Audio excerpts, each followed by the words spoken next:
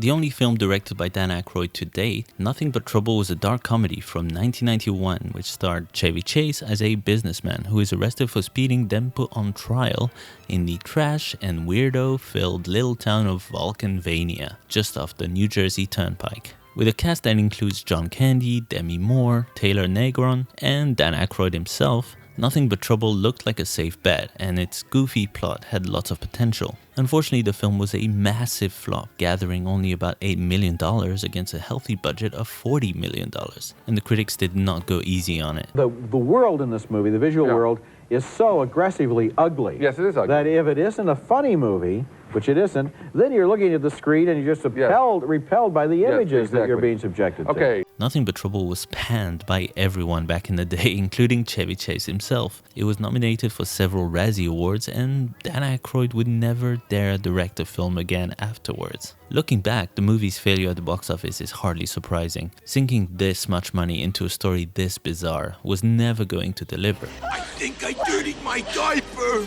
The film itself, on the other hand, isn't quite the catastrophe the critics at the time suggested it was. Tonally, it's all over the place. The cast seems confused by how they're supposed to be acting most of the time, and the whole thing is much too random for its own good, but it does have its moments.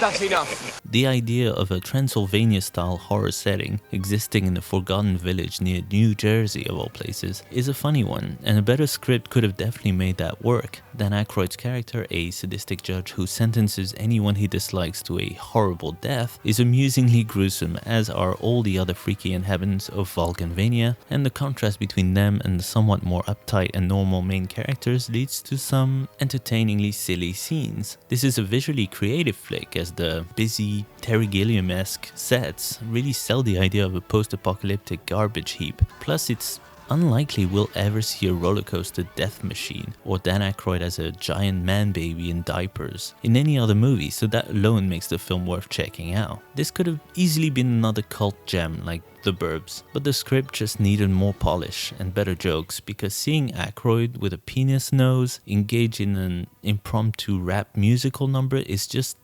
odd. There's something fascinating about a film like Nothing But Trouble. This is an over-budgeted flop with tons of potential yet messy execution, which makes for an entertaining if confusing watch. No, little devil. The cast is fun and the film has some clever ideas, but it really only works as a curiosity. It's weird.